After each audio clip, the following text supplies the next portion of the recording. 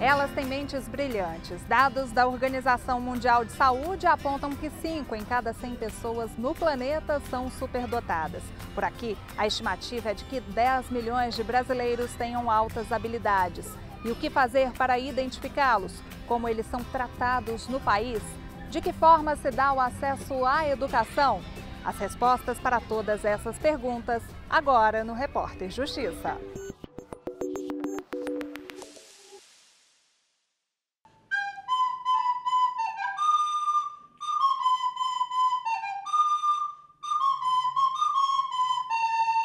Irmãs, amigas e fontes de inspiração uma para a outra. Assim são a Mel e a Emily Angel. As duas levam o maior jeito tocando flauta. E detalhe, aprenderam tudo sozinhas. A Mel começou a tocar flauta e quando ela chegou em casa, eu vi, ela me ensinou uma música facinho. Aí eu comecei a tocar também. Começou e não parou mais. No fim das contas, dominou o mundo da música mais do que a irmã. Arrasa não só no solo de flauta. É ótima e bem ágil no teclado. É como se eu estivesse solta. Eu me sinto leve quando eu toco. Além da música, é nas aulas de teatro que ela deixa a timidez de lado. Emily Angel é craque ainda na matemática. Logo cedo, aos 4 anos, ela foi identificada com superdotação, característica de quem tem uma capacidade mental significativamente acima da média. Eu me sinto normal, como se fosse... que eu não fosse superdotada, mas na verdade eu sou. Pra mim, ser superdotada é como se a gente aprendesse mais rápido as coisas com as crianças normais. A menina não está sozinha. A Mel também tem altas habilidades. É capaz de colocar na folha o que vê no mundo dos animes. Em pouco tempo, o papel em branco ganha forma e cor. E olha que graça o desenho de Chibi, essa bonequinha japonesa. Essa vontade de desenhar levou a garota a participar de várias exposições.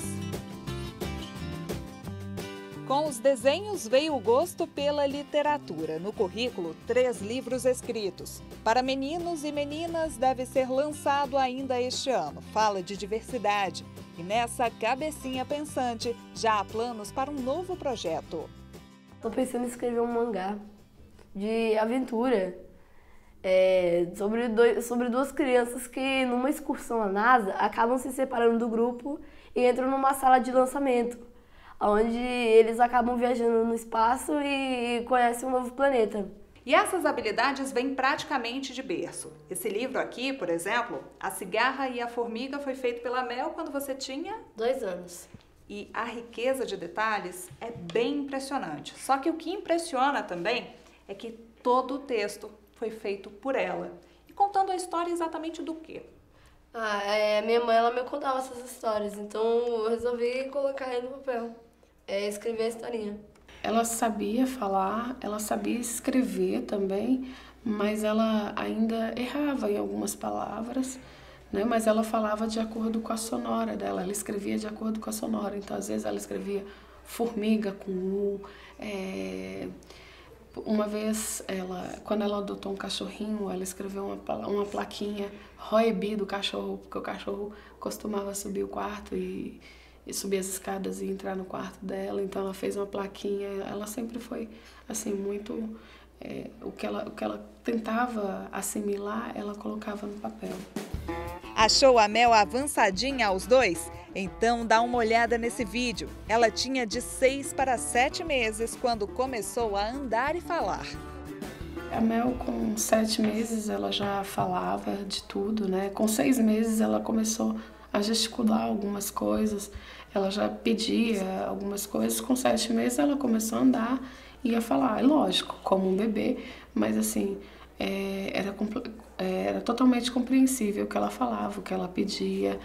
E com o tempo ela começou com umas perguntas muito estranhas, assim, a gente achava estranho, mas a gente conseguiu se entender, né, Mel? Calma que não para por aí. A primeira pergunta que a Mel fez para a Grace Kellen foi de assustar. O que eu lia sobre maternidade é que as crianças perguntavam: mãe, por que o céu é azul? Mãe, por que o sol brilha, né? E não, as perguntas dela é: mãe, o que é hidroponia?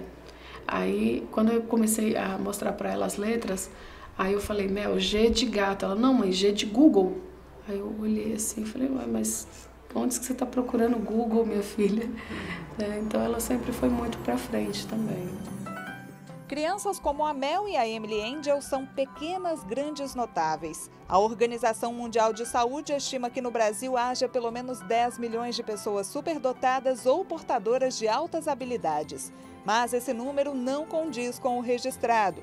Só para se ter uma ideia, o último censo escolar apontou a existência de apenas 20 mil alunos nessa situação. Não existem, né, um sistema maior de censo escolar para que eles possam ser identificados e mantidos nesse censo, né? Apesar de existirem controles desse tipo no governo, ele não funciona muito bem, porque o professor não sabe indicar que ele tem um aluno superdotado, então ele não entra para o censo. Segunda coisa, um aluno pode ter, por exemplo, pode ter altas habilidades, mas ter alguma comorbidade junto, ele pode ter alguma dificuldade junto. Por exemplo, ele pode ser um Asperger, ele pode ser uma pessoa com TDAH, o transtorno do distúrbio de hiperatividade, né? De atenção e hiperatividade.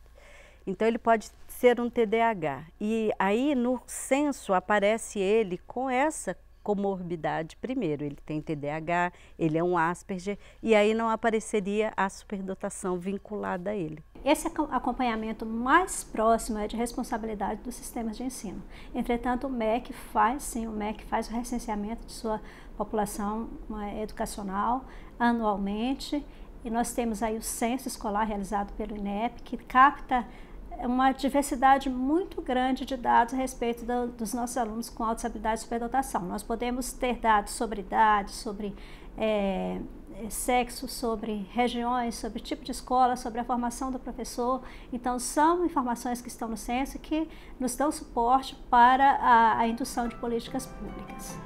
Crianças são denominadas de superdotadas ou com altas habilidades. No caso dos adultos, o foco está na atuação no mercado de trabalho. O adulto, nós já vamos ter uma comparação das habilidades dele com o grupo, não de idade, mas dentro da área dele, né? Então, o que ele consegue fazer, desempenhar, como que é a produção dessa pessoa, quando comparada com outros que estão dentro da mesma área.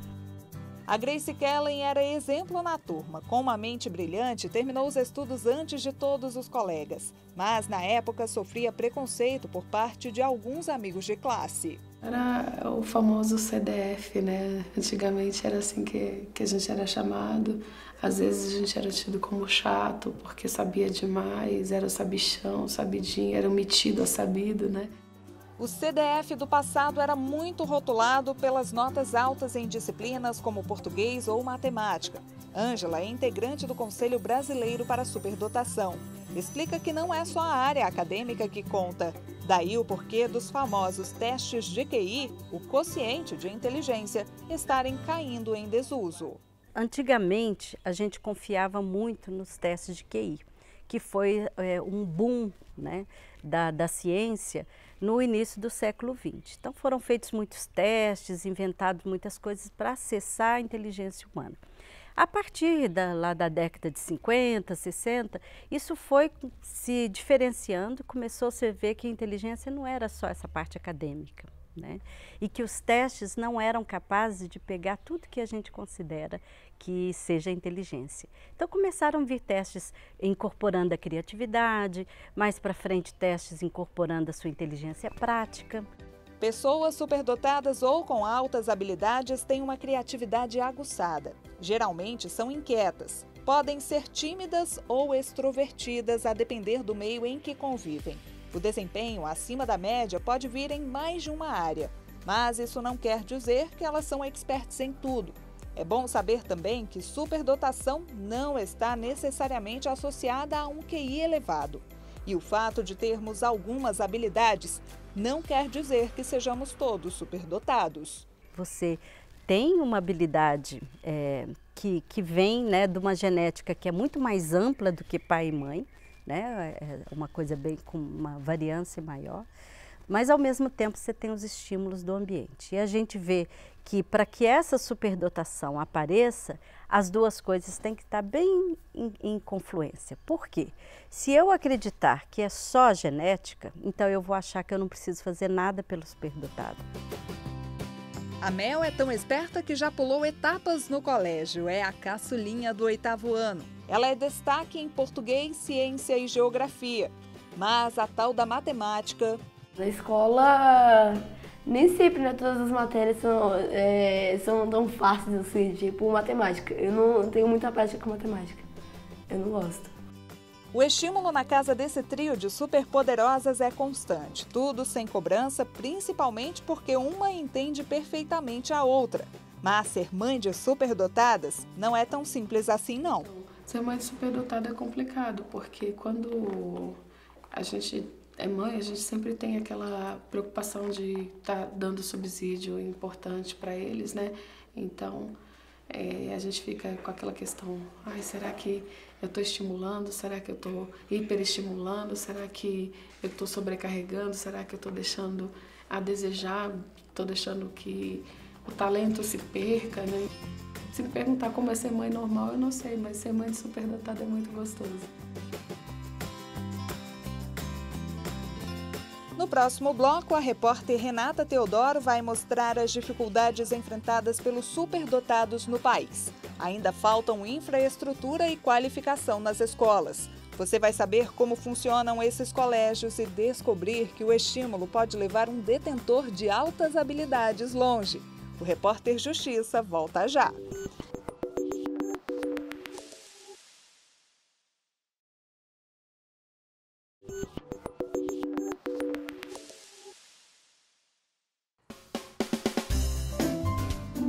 Interesses um pouco diferentes para uma criança de apenas 7 anos. Eu gosto de estudar ciências, robótica, geografia, história. Aí não teve jeito, o garoto passou a chamar atenção em sala de aula. Não foi meu pai nem a minha mãe que descobriu, foi a minha professora. Como? Ela notou que eu fazia atividade muito rápido, que eu aprendia rápido. Só que a velocidade para aprender e a curiosidade do Rian já tinham deixado o pai com uma pulga atrás da orelha. Veio um professor aqui de matemática, o professor Douglas Léo, e fez um desafio com ele. Ensinou uma operação de juros compostos. E em 5 minutos ele fez a operação toda. Tem um vídeo aqui gravado. E o professor saiu daqui encantado. Para eu conseguir chegar no resultado, eu só precisava somar e multiplicar. Tá. 6 mais 4 é 10. Então vou colocar o 10 aqui, uma vírgula. Vou agora multiplicar. 6 vezes 4 é 24. 20 aqui. Então, a gasolina aumentou para 10,24%. Exatamente. Olha como é o cérebro dele.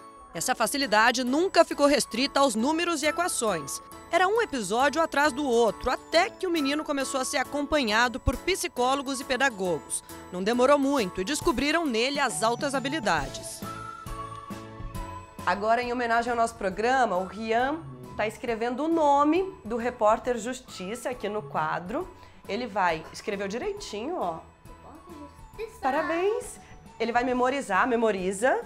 E quando eu falar já, ele vai virar e vai soletrar pra mim. Sem ver. Óbvio. Vamos lá. Já. R-E-P-O, acento no O, R-T-E-R, espaço, J-U-S-T-I-S, C cedilha A. Muito e bom. ponto final. O talento do garoto está exposto na parede de casa. Ele já ganhou títulos e prêmios de escritor mais jovem do Brasil. O livro é conhecido até mesmo no exterior. De onde você tirou inspiração para escrever esse livro com 6 anos de idade? Na verdade, não foi eu que quis fazer. Na verdade, foi preciso fazer esse livro e também porque eu quis, né? Por que foi preciso? Foi preciso porque eu queria ajudar as crianças e principalmente a minha mãe. A grande questão é que crianças superdotadas nem sempre têm assistência adequada no Brasil. A gente vê um desperdício de potencial. Nós falamos muito disso em relação a um país como o nosso, que tem sucessivos cortes de verbas para a ciência, por exemplo, para pesquisa. Na tentativa de estimular o desenvolvimento dos superdotados, o governo criou unidades especializadas como este polo de arte e cultura em Braslândia, cidade a 50 quilômetros de Brasília. A realidade é difícil, faltam recursos, mas sobra força de vontade dos professores. Hoje a gente tem uma fila grande de espera na nossa sala, de alunos que potencialmente deveriam estar aqui, né? O espaço, não tem o professor, a quantidade de professores para atender essa quantidade. Isso porque a gente se a gente for atrás, esse número ele vai se multiplicar ainda mais. Então eu acredito sim que se esse trabalho fosse o trabalho foco da educação, trabalhar a habilidade e não a dificuldade, eu acho que tudo se transformaria. Linaíra é coordenadora de articulação e política de inclusão do MEC. Acompanha de pertinho o funcionamento dos núcleos de atividade de altas habilidades e superdotação. Conta que o Ministério da Educação e instituições de ensino são responsáveis pela formação dos professores. Segundo ela, estados e municípios também podem investir na melhoria do ensino destas pessoas. Inicialmente foram criados 27 núcleos, ou seja, um núcleo em cada unidade da federação. Por iniciativa dos estados, também com o apoio do MEC, esses núcleos se capilarizaram dentro dos estados. Nós temos estados que têm uma estrutura muito boa, com polos instalados nos municípios, nas regionais de ensino, e, entretanto, temos estados que têm uma estrutura muito pequena, quase inexistente. Quem sente na pele essa dificuldade não perde a esperança de que a situação mude num futuro bem próximo. Um papel que, para Luciane, vai além do ensino em sala de aula. O trabalho da sala de altas habilidades, ele é um trabalho totalmente diferente. Então eu tenho 12, 13 anos de sala de aula e 2 anos de sala de altas habilidades. Mas eu digo que nada se compara a isso aqui. Nada se compara. Porque quando você trabalha com o talento, quando você trabalha com o querer do outro, você trabalha em parceria. E essa parceria, ela não tem como dar errado. Ela é 100% sucesso. Para esta advogada e especialista em direito constitucional, a legislação, em hipótese alguma, poderia deixar de franquear uma educação diferenciada aos alunos com altas habilidades. As necessidades dos superdotados, dos detentores de altas habilidades, elas são vistas caso a caso, elas são vistas de forma individual, porque a necessidade de um pode não corresponder à necessidade de um outro. E é por isso que é necessário tanto um maior incremento, mesmo de formação ou de investimento na formação dos professores, na formação das equipes envolvidas, inclusive equipes multidisciplinares. Envolve tanto um psicólogo, quanto uma pessoa da área do serviço social, quanto até mesmo profissionais da área da saúde.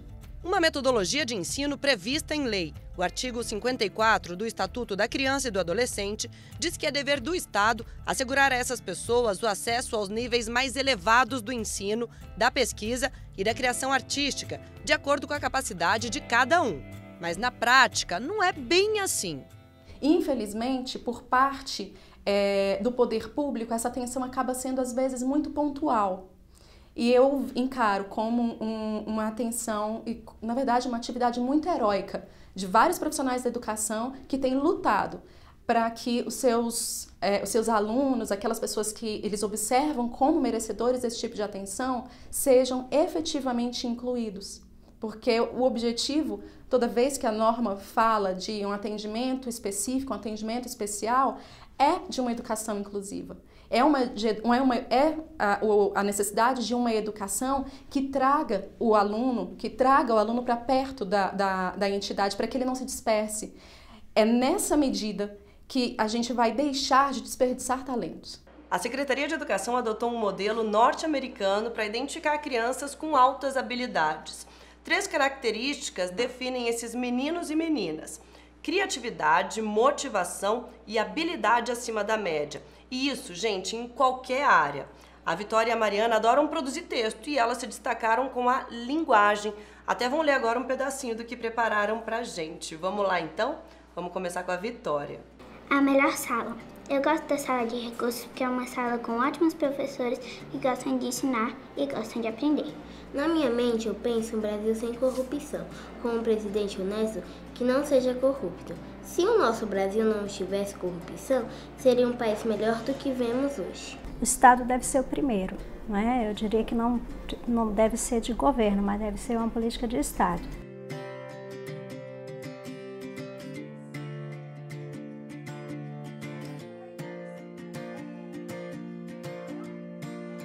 E no próximo bloco, a gente conta pra vocês como um talento pode ser aproveitado. Você vai conhecer a história do advogado mais novo do Brasil. Aos 18 anos, ele já passou na OAB e foi o mais jovem a propor uma ação no Supremo Tribunal Federal.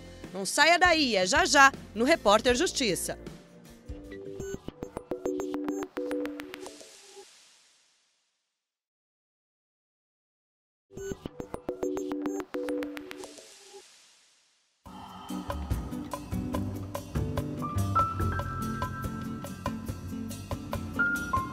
Eu acho que quando eu tinha 5 anos, eu não tinha ainda passado por experiências que indicassem que eu tinha habilidades especiais. Só que não dá pra negar, o garoto era esforçado. Eu acho que eu era uma criança mais comprometida com a escola. Isso é talvez uma pressão dos pais de levar a escola a sério, de ter sempre educação como algo que vai te fazer crescer na vida e de levar isso a sério. Por livre e espontânea pressão e dedicação também, claro, o Matheus seguiu os conselhos dos pais e as habilidades foram aparecendo. Tinha interesse de esporte, eu gostava muito de esporte, mas interesse intelectual, por exemplo, eu fazia parte de um grupo de literatura inglesa desde os 12 anos, que o segundo aluno mais jovem do curso tinha 30 anos, eu tinha 12, né? E assim, era um grupo de pessoas bem mais velhas. Eu fazia parte desse grupo, ficava ali lendo peças de Shakespeare com eles. Grupo de literatura inglesa, 12 anos. Então tá, né? O currículo do Matheus choca mesmo, olha só. Aos 13, ele foi aprovado em 7º lugar para o curso de Direito na Universidade Católica de Brasília. Mas achou que estava muito novo e decidiu esperar 1 ano para encarar a vida de universitário. E aí, com 14 anos, isso aconteceu de novo, mas na UNB, eu passei no vestibular. E aí, dessa vez, sim, eu quis ir atrás do supletivo porque eu queria entrar na faculdade. O que acontece no Brasil é que você não pode fazer o supletivo com menos de 18 anos. Eu tinha 14, no caso. Estava no 9º ano do ensino fundamental. Então, eu tive que ir atrás de uma decisão judicial que me autorizasse a fazer por supletivo o resto da escola que eu ainda não tinha feito. Pessoas no exterior, né, têm mais oportunidades, aí falando, por exemplo, dos Estados Unidos, de seguir a sua carreira, de seguir os seus interesses, de pular, né, fases, por exemplo, ser acelerada nos seus estudos. Aqui no Brasil a gente encontra muitos entraves. O Matheus teve sorte e também precisou correr contra o tempo. Foram só 5 dias para conseguir um diploma de ensino médio e se matricular na UNB. Nós ajuizamos a ação na segunda e a liminar foi deferida na terça, permitindo que eu fizesse supletivo. A partir do momento em que a própria Constituição prevê que os iguais devem ser tratados na medida de sua desigualdade, porque é isso que se contém no princípio da igualdade, também não se poderia deixar de reservar ou de conferir aos detentores de altas habilidades ou superdotação um tratamento que os assegure que uma colocação no mercado de trabalho, um desenvolvimento enquanto pessoa humana, enquanto cidadão. Como na prática as coisas são diferentes e bem mais burocráticas, para convencer o juiz, o Matheus passou pelo teste de QI e documentou todos os cursos e atividades extracurriculares que já havia feito. O juiz, ele explica tudo isso no relatório da decisão e aí, em seguida ele decide que realmente não faz sentido você restringir o direito à educação desse jovem. Ele já passou no vestibular, já está apto. No final, deu tudo certo, mas quando ele pisou na faculdade e deu de cara com os novos colegas... O primeiro dia foi bem chocante, eu acho, mas eu me acostumei rapidamente, as pessoas não acreditam. Mas eu não contava a minha idade, ninguém sabia a minha idade na faculdade. Matheus se acostumou e se adiantou, de novo. Enquanto a galera demora em média de 5 a 8 anos para concluir o curso, ele preferiu se formar mais cedo, sabe? Isso aconteceu porque eu fazia muitas disciplinas e aí, ao final dos 4 anos, eu já tinha terminado todo o currículo da faculdade. E aí me formei. E foi isso. Me formei aos 4 anos. A pouca idade fez do Matheus o advogado mais jovem do país. Formado aos 18 anos, ele já tem a carteira da OAB e é também o mais novo a propor uma ação no Supremo Tribunal Federal. Sem falar na sustentação oral no plenário da Suprema Corte, que aconteceu no início de novembro. A presente ação direta tem como objeto a Lei 12.258 do Estado do Rio Grande do Sul, que proibiu a prática de revistas íntimas de empregadores em seus funcionários. A lei classifica como revista íntima a prática de despimento coercitivo ou de molestamento físico do empregado pelo empregador. O talento não passou despercebido e os ministros elogiaram o jovem advogado. E é só fazer o registro da estreia verdadeiramente virtuosa do jovem que esteve na tribuna, Matheus de Lima Costa Ribeiro. Parecia um profissional experiente. Parabéns. Eu gostaria de saudar a belíssima sustentação oral feita por esse jovem advogado, um menino que fez uma sustentação absolutamente espetacular. Apesar das conquistas em tão pouco tempo, ele busca ainda mais destaque na profissão que escolheu trilhar. Eu quero ser um advogado melhor do que eu sou hoje, daqui a 10 anos. Mas eu pretendo me manter na advocacia como advogado. E eu acho que o meu objetivo de vida é muito mais... Além de ser profissional, é pessoal também. Conseguir ter uma vida pessoal boa, bem estabelecida e conseguir impedir que a vida profissional tome conta da vida pessoal, ou o oposto. Quando você parar para pensar nos impactos que isso teve na minha vida, são muitos ônus e muitos bônus. Eu, pessoalmente, decidi fazer porque eu achava que os bônus eram maiores. É com esse exemplo de sucesso e estímulo que a gente termina o Repórter Justiça desta semana. Você pode rever este e outros programas no nosso canal no YouTube. E anote aí, TV Justiça Oficial. Para mandar uma sugestão de reportagem, é só escrever para reporterjustiça@stf.jus.br. Tchau, tchau!